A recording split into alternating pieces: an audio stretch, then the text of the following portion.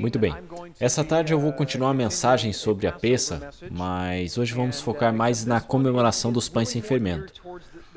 E isso é um pouco difícil para mim, porque eu queria focar na profundidade da Pessa e queria pôr um detalhe aqui, outro ali, mas o pai está me dizendo a todo momento: Jim, você vai fazer as coisas do seu jeito ou vai me deixar falar?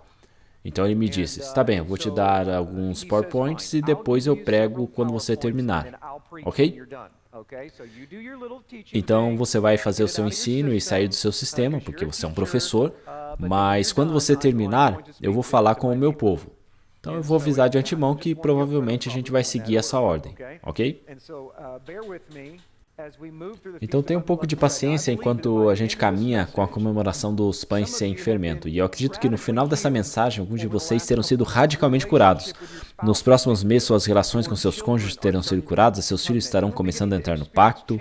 Vocês estarão começando a experimentar mudanças nas suas vidas, até nos seus corpos, nos quais você nunca tinha experimentado antes. Por quê? Porque você vai estar começando a se alinhar. E eu vou mostrar a vocês que vamos continuar esse alinhamento, porque existem muitas vértebras na coluna e quantos sabe que só precisa de uma vértebra desalinhada para que todo o nosso corpo sinta dor. Então isso é o que está acontecendo. A gente fica muito feliz quando uma vértebra volta para o lugar e fica tudo alinhado de novo. Estamos curados? Não. Só temos uma vértebra que se alinhou novamente.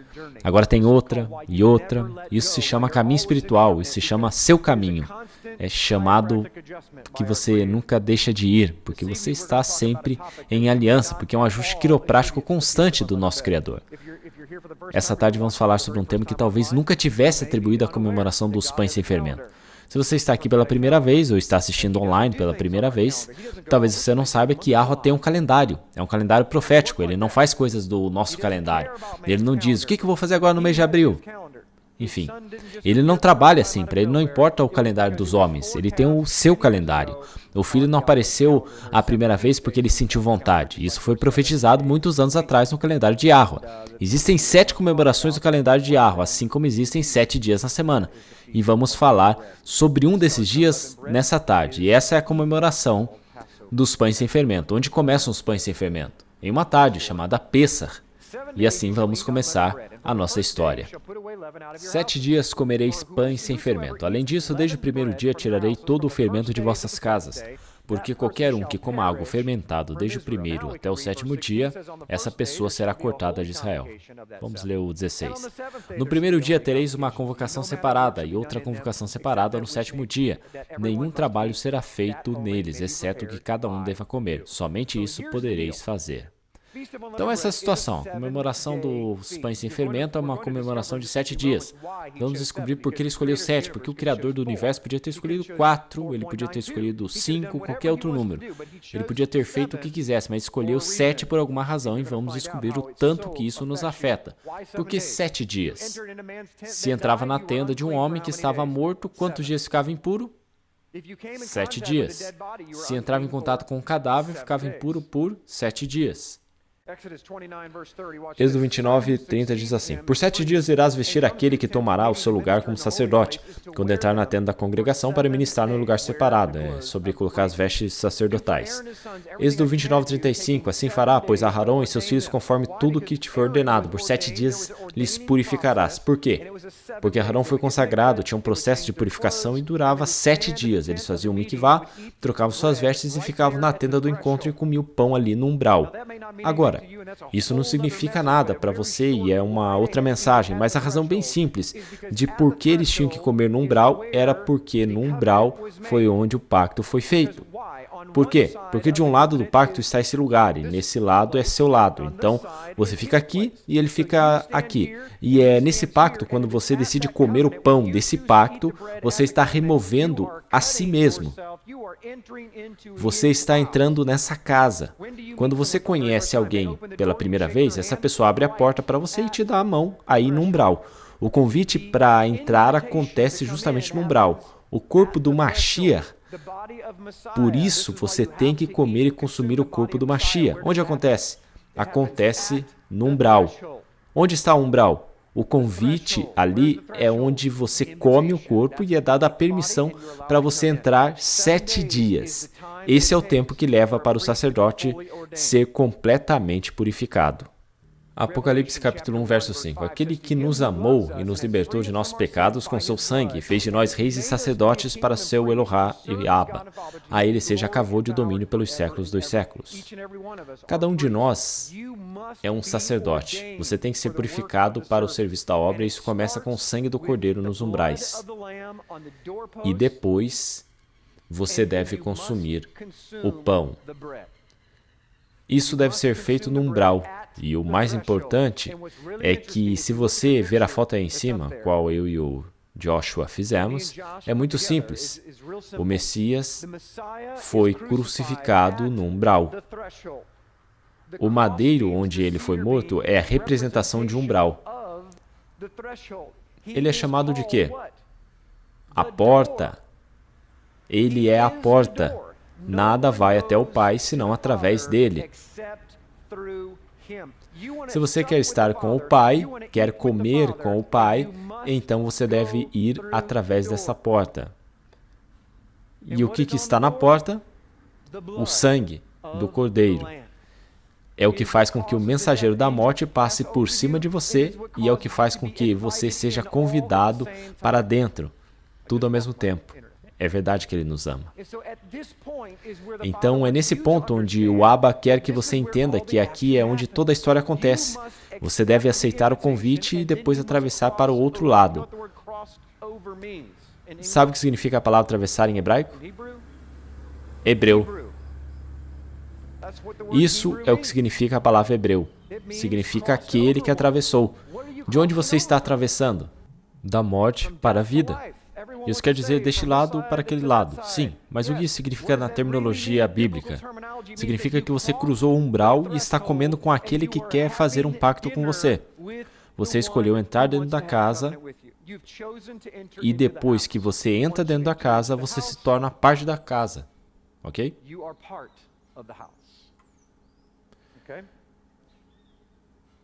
Vamos falar de números um pouquinho. No 10º dia era onde se escolheu o cordeiro. O número 10 representa a Torá, ordem, juízo ou prova. As 10 tribos de Israel, o reino do norte, foram bastante provados, não tem nenhuma dúvida. Eles provaram e examinaram esse cordeiro. Depois que escolheram ele, depois de 10 de Aviv, eles o provaram por 4 dias. A mesma maneira quando escolheram Yahushua, quando ele entrou em Jerusalém, em 10 de Aviv, por 4 dias o examinaram e o testaram, e depois foi crucificado. O número 4 é muito interessante. Sua conotação significa terra, está conectado com os 4 cantos da terra, está conectado com multiplicação e também é a 4ª letra do alfabeto hebraico, que simboliza uma porta aberta. Número 14, este é 14 de Aviv, é Pessah, a noite que sacrificaram o cordeiro, entre as tardes. O número 14 significa salvação, as gerações de Yahushua eram 14, sabia disso? Sabia que as gerações de David também eram 14? A soma do nome do rei David resulta em 14. Se você soma o Dalet, o Al e o Dalet, resulta em 14.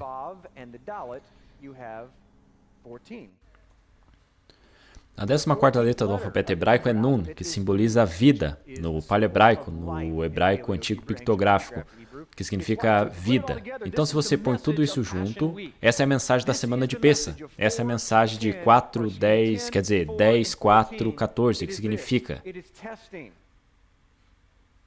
a prova que se multiplica na terra e que traz salvação para todos. Então vamos agora até o Novo Testamento e é isso que vamos encontrar lá. Êxodo 12:7. Vamos aos umbrais das portas antes de irmos para o Novo Testamento. Isso é o que diz em Shemot. E tomarão parte do sangue e colocarão nos umbrais e nos batentes das casas onde comerem. Sabe qual a palavra em hebraico para os umbrais da porta? Te deixaria surpreso saber que a palavra hebraica para umbrais da porta é mezuzá. Essa é a palavra hebraica para umbrais das portas. Você deve ter visto em vários lugares diferentes tipos de mezuzá. Temos uma em nossa porta. Nós pensamos e dizemos que isso é uma coisa dos judeus. Bem, os judeus são os únicos que fazem isso em todo o mundo. Eles não fazem uma coisa necessariamente judia. Mas uma coisa incrível quando você entende o que significa, a mezuzá, que significa simplesmente umbrais de porta, tem algo muito importante dentro dela, o Shema. Shema Israel, Yahweh nosso Elohim, Yahweh Ehad. Se doarás a Yahweh com todo o teu coração, com todo o teu ser e com toda a tua força. E essas palavras que hoje te digo estarão sobre o teu coração. Então eles pegam o Shema, as mesmas instruções que nossos filhos fazem todas as semanas, eles as escrevem, enrolam e põem dentro da mezuzá e colocam nos umbrais das portas. Cada vez que eles abrem a porta e caminham passando pelo umbral, eles tocam a mezuzá e depois tocam seus lábios, porque isso é uma representação e eles não têm ideia da profundidade do que estão fazendo. Por quê? Porque o Mashiach foi pregado nos umbrais da porta. O que eles estão dizendo, sem nem sequer saber, é que o Mashiach é rei dessa casa e reconheço a sua majestade. Então me dobro e beijo a mão do rei, o anel do rei em sua presença. Por isso que eu tenho uma na entrada da minha casa. Não é porque eu seja judeu ou esteja tentando ser algum tipo de judeu. É porque eu entendo a profundidade do que significa. Quantos de nós criticamos coisas diferentes de nossas vidas porque não entendemos a profundidade do que isso significa? Por que você critica aqueles que dançam se você não entende a profundidade do que isso significa? Por que você julga as pessoas quando se sentam, sendo que você não pode compreender a profundidade da sua dor, ou qualquer que seja a situação? Deixa eu te perguntar uma coisa. Se você fosse os umbrais da porta, qual parte de você seria os lados e qual parte seria o batente? Muito fácil. Sua cabeça seria a parte de cima, seriam os batentes superiores, e os lados seriam seus braços. Da mesma forma, o que estamos descobrindo é que ele está nos mostrando que o seu sangue, ou vida, precisa estar em nossas mãos e também em nossas frontes. Isso é o Shema, amigos. Escreve as minhas palavras na tua fronte e que sejam como sinais nas tuas mãos. Essa é a mesma coisa que o adversário faz nos últimos tempos. Ele fica te rodeando e não te deixa ensinar. Mas no final dos tempos, o que está escrito no livro de Apocalipse? Está escrito que a marca da besta está na frente e nas mãos. Já sabemos qual é a marca de Yahweh. É Devarim, capítulo 6. É manter seus mandamentos e seus estatutos, colocando eles em nossas mentes, em nossos corações e fazendo eles. Shema, escute e faça. Não sejam meros ouvintes que se veem no espelho, então caminham e se esquecem de sua aparência, mas sejam praticantes da Torá. É surpreendente para muitas pessoas descobrir que quando Tiago escreveu isso como presidente do Concílio de Jerusalém, não havia essa coisa chamada Novo Testamento. Ele claramente, como um dos discípulos mais judeus que haviam ali, como presidente, ele disse: quando você olha dentro da Torá da liberdade, significando a Torá sem doutrinas ou tradições de homens, ela gerará vida. As escrituras são claras com relação a isso. Caminha em meus caminhos e produzirá vida. Amém? Com seu próprio sangue nos umbrais de suas portas, significando que você deve morrer a si mesmo, porque ele fez isso. Ele morreu a si mesmo e trouxe vida para você. Você tem que morrer a si mesmo e também pelo seu irmão. Isso te fará viver. Então agora vamos ir para o próximo capítulo, sobre os pães sem fermento.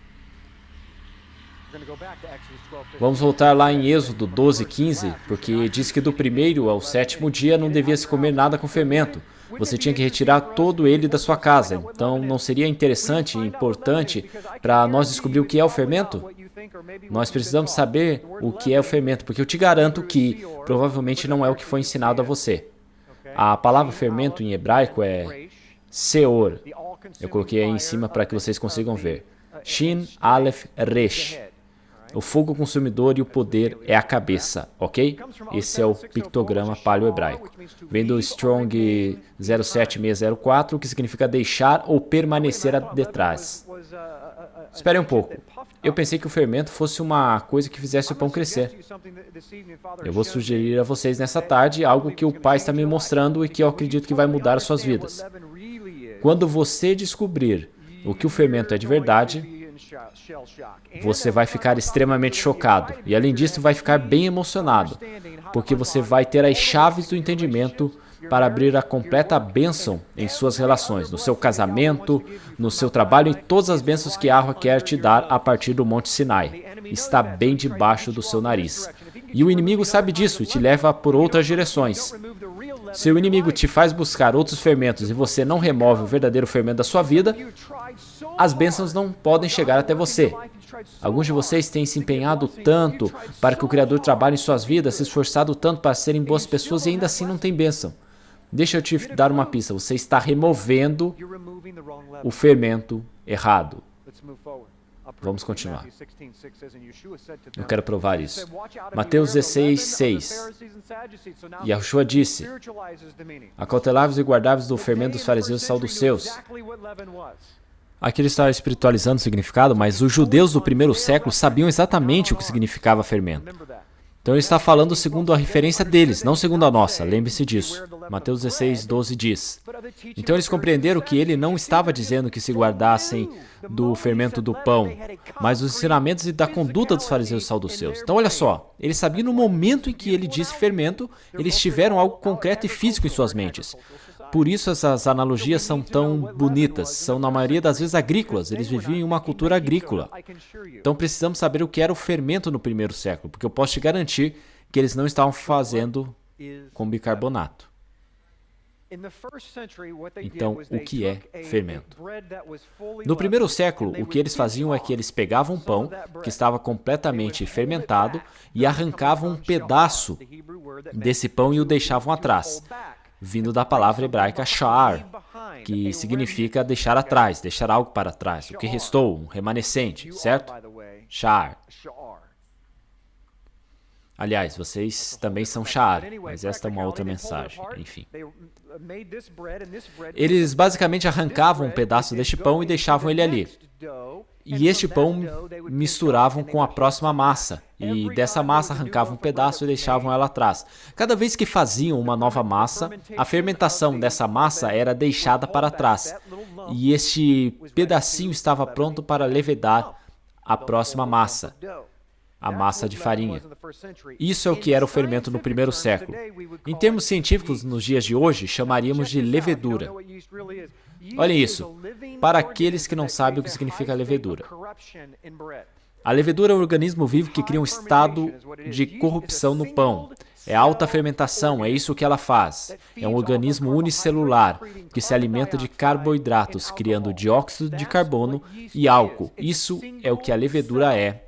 É unicelular. Pensem nisso que é dito. Somos todos membros de um corpo. Errado. Isso parece coincidência para você? Que existe um organismo unicelular? Ou será que Yahweh está querendo nos ensinar que uma só célula, que é um organismo vivente, por definição, bicarbonato e todas essas coisas que realizam a fermentação são falsos fermentos para fazer pães de forma mais rápida? Eu faço assim. Você não pode fazer pão rápido. Aqui está a prova. Pegue bicarbonato e deixe ele na metade da massa. O que vai acontecer quando você colocar no forno? Só a metade vai crescer, porque o bicarbonato, quando está misturado com a água, não vai fazer com que toda a massa cresça. Não é um organismo vivo, é chamado de uma situação. Se você quiser colocar isso numa maneira metafórica, uma situação em tua família, no corpo do Mashiach, pode fermentar essa parte aqui, se algo terrível acontecer. Mas não pode fermentar todo o corpo porque não é um organismo vivo. Porque somente organismos vivos podem destruir outros organismos vivos. A levedura, esse organismo unicelular que se alimenta da energia, carboidratos. Se alimenta da energia e da espiritualidade do seu vizinho. Consome a sua energia e em troca ele produz o quê? Produz dióxido de carbono, a mesma coisa que pode te matar. Ela produz morte. Você pode escolher um pedaço pequenininho assim de levedura, colocar na massa, misturar bem e deixar ali. E adivinhe só, não acontece nada. 5 minutos depois, continua igual. Você volta 1 hora depois e vê que a massa começa a crescer. O que está acontecendo? Você vai dizer, olha só, está crescendo. Não está. Está morrendo. Ela está comendo todas as células vivas, criando um gás que levanta até em cima. Vamos em frente. De onde veio o fermento? Agora vamos começar a nos aprofundarmos. Querem se aprofundar? Tem certeza? Porque eu não vou parar quando começar aqui. Vocês já devem ter se perguntado como Satã caiu. De onde ele veio, de onde ele tirou seu fermento, o que é fermento no nível espiritual. Sabem o que é isso? Yahweh. Ele é infinito em todas as direções, não é? Norte, sul, leste, oeste. Quantos de vocês entendem que quando leem as suas Bíblias, existem pelo menos 4 níveis de interpretação?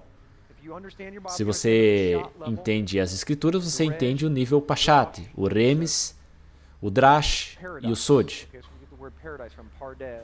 Isso é paraíso, de onde tiramos a palavra paraíso, Pardes. E cada um desses níveis tem um entendimento diferente. Então você pode ter o nível literal e o nível espiritual tudo ao mesmo tempo, ok? Eu não vou entrar nisso, mas vocês sabem que existem 4 níveis de interpretação. Então quando você lê Bereshit 1, verso 1, lá tem a luz. Ela já estava presente antes mesmo dos luzeiros serem criados no 4º dia. Temos um grande problema aí. Como isso aconteceu? Eu vou mostrar a vocês essa opinião de Jim Stanley. Não tem que estar correta, não importa, porque o princípio que eu quero mostrar a vocês, esse sim é completamente verdade. Quantos de vocês sabem que a Bíblia diz que Yahweh criou literalmente o mal? Vocês entendem isso? Ok. Então temos aqui várias pessoas que têm escutado isso. Vocês leram isso nas suas Bíblias, não é verdade?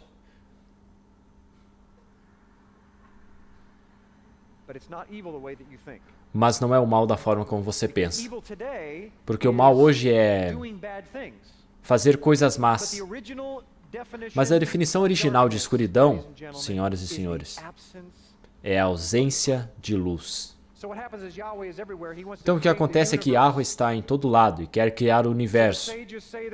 Então sábios dizem que não existe uma forma dele criar o universo porque ele está em todo lugar. E qualquer coisa que ele decida criar seria destruído instantaneamente pelo poder da sua luz. O seu caráter é tão cegante que você tombaria do seu cavalo. Pergunte ao apóstolo Paulo. Então ele cria dentro de si mesmo um vazio ou um ventre. Isso seria a letra Mem em hebraico. A letra Mem em hebraico é como o ventre de uma mulher. Está cheio de água e todos aqui sabem o que é um ventre, porque vocês já viveram em um durante 9 meses. Era bem escuro. O que tem na superfície do ventre? O que está ao redor do ventre? Água. Não é isso? Mas então sai do meio da escuridão um raio de luz. Um cordão umbilical, se podemos colocar dessa forma, da luz de Yahweh. Ele fragmentou a escuridão de tal maneira que quando ele entrou na escuridão, ele dissipou toda ela, porque é isso que a luz faz. A luz dissipou a escuridão e o Ruach de Yahweh se movia sobre a superfície das águas. Isso poderia ser um ensinamento completo sobre o que o rosto significa, panim, e água, e luz, e escuridão, e como tudo isso está conectado na criação. Mas não é exatamente da forma como você pensa. Você acha possível que Yahweh possa te dizer em nível misterioso, em nível espiritual, onde e quando a sua presença e luz realmente se encontram? Me acompanhe, por favor. Então agora temos o ventre de Yahweh e dentro dele existe, no entanto, um lugar onde ele não existe. Ele escolheu se retirar de si mesmo desse lugar. A sua presença não penetra nesse lugar. Essa é a definição original do mal. O lugar onde Yahweh não está. Agora, antes que me crucifiquem por ir contra a sua teologia já acredita nisso. Porque vocês acreditam que, quando alguém morre e no dia do juízo não conhecem o Criador dos céus e da terra, para onde eles vão? Eles passam a perpetuidade separados da presença do Criador. Quantos de nós já compartilhamos o Evangelho com alguém e dissemos essas palavras? Então já cremos que a Bíblia diz que existe um lugar onde Yahweh escolhe não viver. E isso é chamado escuridão. Por quê? Porque Yahweh, segundo as Escrituras, é luz. Ele é pura luz. Ele está em todo lado. Ele é Ruach. Então, neste momento, meus amigos, aqui é onde vamos chegar.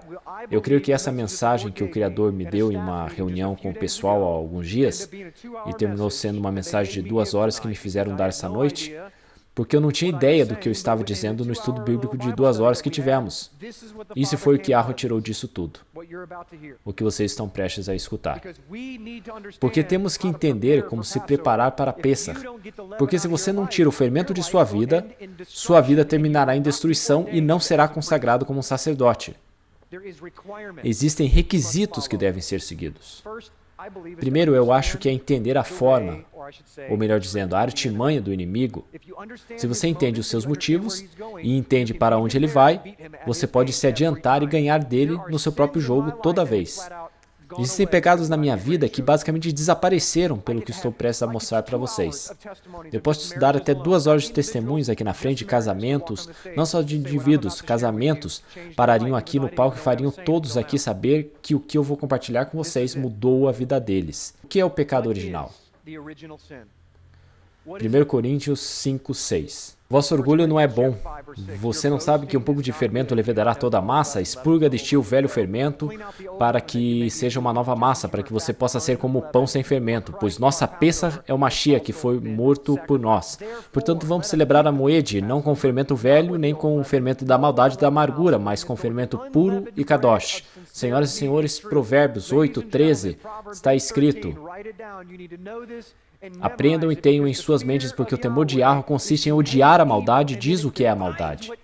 É o orgulho e a arrogância, onde antes era apenas o lugar onde Yahweh não estava, e agora acabou sendo um lugar de orgulho, arrogância e mau caminho. Como isso aconteceu?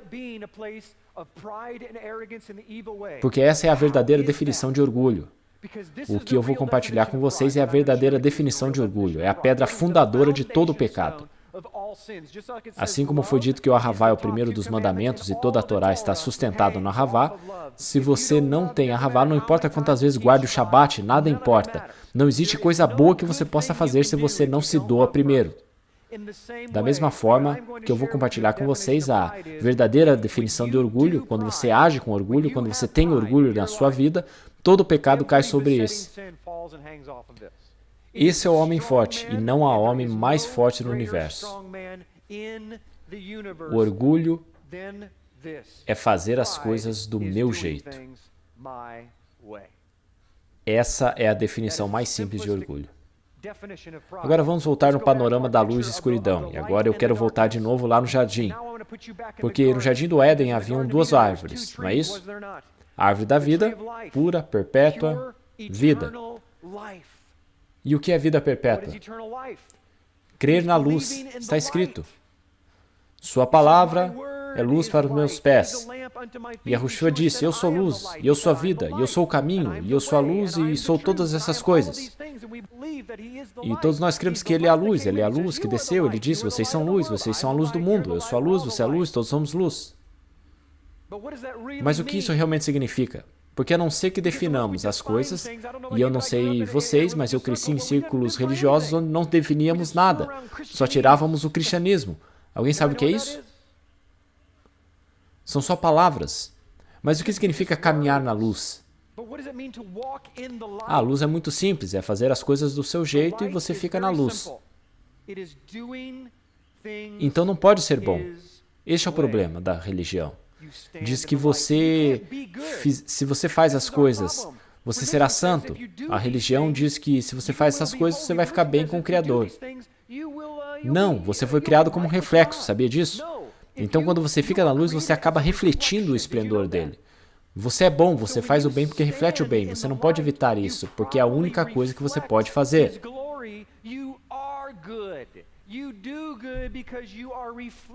A luz é uma perfeita representação da sua fonte.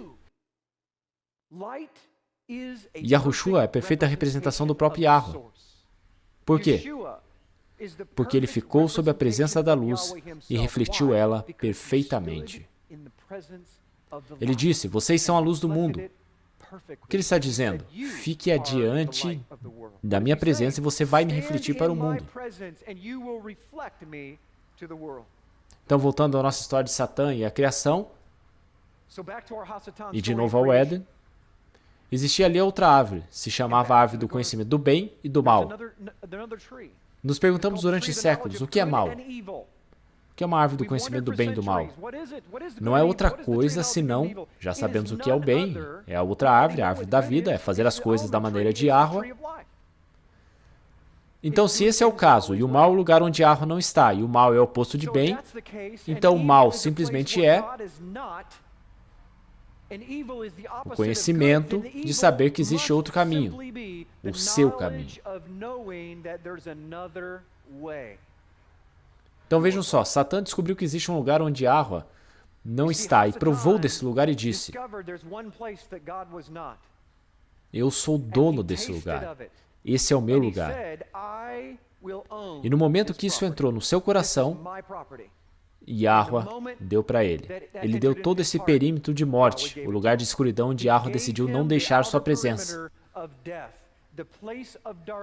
Não existir. Isso é chamado escuridão. Por isso é dito que somos filhos do quê? Da luz. Como se chamava a primeira seita dos nazarenos no primeiro século? O caminho. Você está no caminho, você está na luz, você não é um filho da escuridão. Agora eu posso definir, vocês podem ver? Porque quando você entende isso, você pode consertar tudo na sua vida. Porque o problema no primeiro século de verdade, com Adão e Eva, era que eles queriam fazer as coisas do seu jeito. E foram enganados no que fizeram pelo fermento original. Conseguem ver? Pegar essa coisa pequenininha, esse organismo unicelular que é colocado no seu coração e faça as coisas do seu jeito. Você vai destruir a sua vida e sabe o que vai acontecer? Você vai passar isso para os seus filhos. Sabe como se chama isso nas Escrituras? Maldição hereditária, demoníaco, é um ruach maligno. Não é uma situação, nós estamos na psicologia, amigos, cremos nas Escrituras. É um ruach maligno, não é uma situação. É um organismo unicelular que está se alimentando do seu ser. E a única coisa que ele deseja fazer, ele não quer que você odeie, que você pratique maldade. O seu único desejo é que você queira fazer apenas uma coisa: fazer as coisas do seu jeito. Quando você decide fazer as coisas do seu jeito, todo o resto vem como consequência. Todos os mandamentos vêm do Ahavá. Todas as maldições vêm do orgulho. Por isso que a Bíblia diz que o orgulho e a arrogância é o caminho do mal. Podia ter escolhido adultério, e não estaria errado, e podia ter sido escolhido milhões de outras coisas. Mas ele escolheu o que começou tudo, o orgulho e a arrogância. Deixa eu provar isso com a história de Paulo. Vocês conhecem a história, eu nem preciso ler. O Rabino Shaul, em hebraico, caminhava em seu cavalo indo para Damasco matar alguns seguidores do Mashiach. E o que aconteceu? Um raio de verdadeira luz física entrou dentro do seu mundo, derrubou ele do seu cavalo, fez ele humilde e destruiu o que ele podia ver de tal modo que o deixou cego.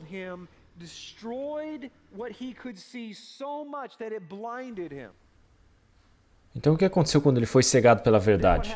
Não podia ver direito. Alguns de vocês, quando a verdade está na frente de vocês, caem confusos. Por quê?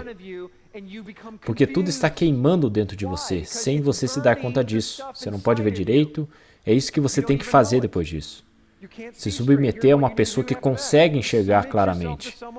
Você sabe que a verdade, você sente ela ao seu redor, não sabe o que fazer com ela. Nas Escrituras, o que Shaul fez? Se submeteu a alguém que conseguia ver com clareza. Ele agora vê o que não podia ver antes, nesta nova luz, e ensina a outros como estar nessa nova luz. Então, olha só, da próxima vez que você estiver discutindo com seu cônjuge, e eu acabei de terminar com todas as discussões agora mesmo, não é má comunicação, não é porque seu marido é mau, não é porque você cresceu em bairro violento, não é porque você é isso ou aquilo. Tudo isso acontece por uma só coisa, é porque você escolheu defender o seu orgulho. E o problema é que você pode estar com razão e o seu cônjuge estar errado. Ou seu amigo, ou seu chefe estarem equivocados. Eles podem estar caminhando no lugar onde Yahweh não está. Eles podem estar caminhando em um lugar de dor. Mas, por você estar defendendo que você está certo, no momento em que você se defende, a palavra defender há 4.000 anos atrás era ficar atrás de uma parede. Então, se você definir, baseado no antigo Israel, você está levantando uma parede, e no momento que você faz isso, você bloqueia a luz e dá a eles escuridão. Aí você se pergunta por que a discussão dura 16 horas sem parar. É como cegos guiando outros cegos. E no momento de provar que você está tão certo, você se torna igualzinho a Satã. Porque Satã pensava que ele estava correto, ele pensou que deveria ser adorado, ele pensou todas essas coisas e, nesse momento, ele comprou o lugar onde Yahweh não estava. Então, se você quer viver no lugar onde Yahweh não está, seja orgulhoso. Mas se você quer ser um filho da luz, faça exatamente o que a luz fez. Ele morreu, mesmo tendo razão. Porque eu não sei vocês, mas este homem, o chamamos de Yahushua, Messias, salvação para todos, nada pode estar mais correto, mas não podíamos estar mais errados. Mas ele escolheu se humilhar a si mesmo e morrer para poder nos salvar. Se você quer a história da ressurreição na sua vida, se você quer ser ressuscitado de entre os mortos, porque tem algo estragado na sua vida ou morto, eu posso te garantir que é por causa do orgulho. Não existe outra coisa. Eu posso te dizer que não existe outra coisa porque eu não fui para a universidade. Yahweh é muito mais inteligente que eu e coloca as coisas de maneira muito simples para mim. A mais B é igual a C. Você quer meu esplendor, quer minhas bênçãos e quer minha unção? Você deve dobrar os seus joelhos e se tornar humilde. Você sabe por que existem pessoas? É como um filtro para ver se você vai ser humilde diante dele. Ele coloca pessoas no seu caminho e situações nesse caminho por uma razão, para ver se você vai decidir viver na escuridão ou na luz. Então, da próxima vez que tiver uma discussão com o seu cônjuge e começar a ficar com raiva, você sabia que não tem como ficar com raiva a não ser que você tenha orgulho? Deixa eu te provar isso.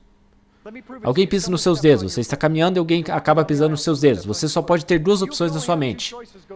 Ou, número 1, essa pessoa queria pisar no meu pé, ou ela não queria pisar no meu pé. Se essa pessoa realmente queria pisar, ela deve estar tendo um dia ruim e eu tenho que orar por ela. Se ela não teve a intenção de pisar nos meus pés, então eu vou ignorar isso e dar graças, porque ela não teve a intenção de fazer isso. Em nenhum lado, onde está o orgulho?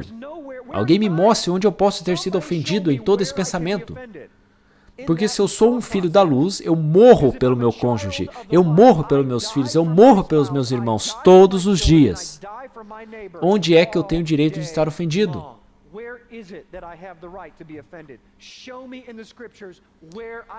Me mostre nas escrituras onde eu tenho esse direito. Então você vê o pecado, fica com raiva do pecado, mas no momento em que você peca com a pessoa, e não o Uruah imundo que está falando nos ouvidos do seu cônjuge, você entra no lugar de Hassatã. Sabia que você pode realmente pensar que tem razão e estar completamente equivocado? Veja o exemplo do apóstolo Pedro, que com grandes motivos não queria que o seu mestre morresse. E ele disse, longe de mim que tu morras, eu me coloco em seu lugar, de morrer por você, parafraseando o apóstolo Pedro. E o que disse o seu Salvador? Para trás de mim, Satã. Por quê? Porque a única coisa que Pedro estava pensando era em si mesmo e da sua maneira. E ele pensou que era o certo. E eu não sei vocês, mas acredito que qualquer um de nós teria feito o mesmo nessa situação. Eu teria dito a mesma coisa para defender o meu mestre, porém, mesmo defendendo, eu estou levantando uma parede. e caminhando na escuridão. Nunca se defenda a si mesmo. Até Moshe, quando foi atacado por Corá, é chamada de a grande rebelião, e a primeira coisa que ele fez, estamos falando de Moshe, o homem que podia pegar o cajado, dar na cabeça de Corá e transformar ela num ovo. Desde a primeira vez que ele transformou o cajado em uma serpente, ele podia ter feito o que quisesse. Ele decidiu se jogar no chão, inclinar o seu rosto diante do seu Elohim e dizer: se tu não queres que eu seja líder, tu escolhes. Talvez ele seja mais justo do que eu. Nós temos que entender como o nosso Criador trabalha, como o inimigo trabalha. Isso não se trata de fornicação, luxúria, má comunicação, adultério, embriaguez. O mau caminho se trata de orgulho. Orgulho, senhoras e senhores, é o que mata uma... Nem sequer se trata de fofoca. Fofocas podem destruir toda a congregação, mas o que são fofocas senão orgulho? Você acredita que é melhor que outra pessoa, então você acredita que pode compartilhar os defeitos de outras pessoas, porque isso te exalta, e isso é exatamente o que Satã fez. Ele se colocou no lugar de pura escuridão. Você tem sua morte em vida, tem destruição em sua vida. Você tem um pensamento na sua mente todos os dias de que não vai conseguir suportar outro dia. Então eu posso te garantir que você tem que retirar o fermento de sua casa. Porque Yahweh te ordena isso. Porque se você passa 6 dias sem fermento, senhoras e senhores, e no 7º dia deixa que o fermento entre na sua casa, você não vai ser purificado e poder de Yahweh não fluirá pelas suas veias para sarar tudo que você tem. Alguns de vocês têm doenças físicas e nem sequer sabem de onde veio. Ah, o doutor disse que foi por isso ou por aquilo. Não é. Sabia que a ciência está começando a descobrir que há uma conexão emocional com a doença? Ruahim malignos se conectam com seu DNA e destroem tudo. Maldição hereditária, ou isto ou aquilo. Quando você se cura, se caminhas na luz, a luz dissipa a escuridão. Eu tenho visto pessoas serem curadas com os meus próprios olhos, enquanto eles entram na água. Então eles começam a crer no Criador. Então eles começam a se submeter à palavra de Yahweh. A escuridão foge da presença de um Elohim Kadosh.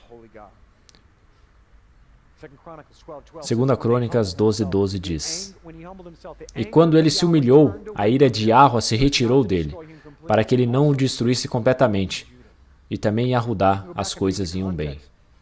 Podemos voltar e ler o contexto, mas para alguns é uma loucura pensar que Yahweh está com raiva de você. Nos é ensinado que o que temos que fazer é crer no Jesus e tudo fica bem, e Deus te olha como se fosse um alecrim. Você é maravilhoso, como uma flor no Éden. Eu não creio nisso. Você pode ser um filho de Elohim e ter mais inferno na sua vida do que um ateu. Pode ter mais ruahim imundos mantendo você no cativeiro. Eu vejo isso todos os dias. Você pode ser salvo, mas não ter uma vida abundante. Leiam João 3, 16 e 17. Ele deu o seu Filho unigênito para que o mundo fosse salvo e deu para a vida abundante. Para que tenhas uma vida mais abundante, não apenas vida perpétua. Sim, vida perpétua. Vai ser maravilhoso, mas quantos querem viver um inferno durante o tempo que estão aqui? Eu não sei vocês, mas eu não quero viver nesse lugar. Alguns aqui estão assim nesse exato momento. Então aqui está a solução para todos os seus problemas em uma mensagem. Humilhe-se diante de seu Elohim da próxima vez que estiver com raiva. Reconheça que está no assento de Hassatã. Você mordeu a isca. Eu sei que o meu cônjuge está errado. Eu estou começando a me irritar. Ore para que o seu cônjuge não queira pisar nos seus dedos. Se faça humilde diante de sua companheira, até dar razão se for o caso. Eu digo no grupo de casais todo o tempo, sua esposa está irritada com você sem que você tenha feito nada de errado. Entenda que o Criador está te cobrando por todas as vezes que você fez coisas erradas sem ela saber. Ou que seja humilde e dê a razão para ela. Os seus horários estão um pouco desajustados. Os homens estão rindo porque sabem que é verdade. Você pode estar comigo esta tarde? O Abba quer curar o seu povo. E eu sinto muito fortemente que isso é um grande problema em sua eclesia, sua carral, sua assembleia. Nos negamos a dobrar nossos joelhos, porque queremos fazer do nosso jeito. Eu posso dizer um ditado que é bem americano. As coisas são do meu jeito ou de jeito nenhum. Ele está se movendo agora mesmo entre o seu povo, e ele só está escolhendo aqueles que dobram os seus joelhos. Você pode escolher dobrar os joelhos para a salvação, mas na verdade sabe o que isso significa? Isso é como o Mashiach caminhando pela praia e pedindo aos discípulos que deixassem suas redes e depois de 3 dias eles dissessem: sabe, eu vou continuar fazendo desse jeito por enquanto, fazendo as coisas do meu jeito, eu vou continuar com a rede porque eu estou sem comer há 3 dias e eu preciso pegar alguma coisa para comer. Alguns de nós está se colocando acima de Yahweh. Alguns de nós não sabem o que é provisão, não sabem nem sequer de onde vem, porque são muito carniceiros, como lagostas procurando comida no fundo do mar, porque nem sequer se dão conta que vem do Shamayim. Sabia que Yahweh promete prover para você se você estiver em obediência?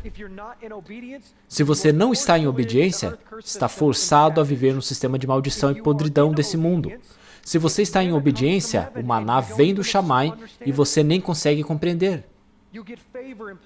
Você encontra favor em lugares onde nem sabia que haveria favor.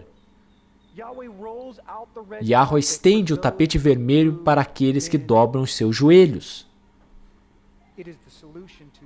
É a solução para o seu casamento? É a solução para o seu trabalho? É a solução para a sua relação com o seu Criador. Humilhe-se a si mesmo diante do Criador. Liberte-se da maldição hereditária, que se mantém geração após geração. Estamos no momento mais incrível do ano. Senhoras e senhores, e eu vou encerrar com isso. Estamos nos preparando para celebrar a primeira comemoração do ano. Pessach, Páscoa, Pão Sem Fermento, onde você é ordenado como sacerdote. Alguns de vocês cometeram muitos erros em suas vidas e estão prontos para uma segunda oportunidade. Essa oportunidade de ser purificado. Agora faça um inventário da sua vida. É muito simples, você só tem que buscar por uma coisa: o orgulho. É o que está causando todos os problemas, é o câncer em sua vida. Quando você remove o orgulho, será imediatamente purificado, estará apto e preparado para poder participar da próxima comemoração. 50 dias a partir de hoje, que é Shavuot, conhecido como Pentecostes, onde o Ruach vem sobre você, o poder do alto, e então você pode caminhar em uma nova vida.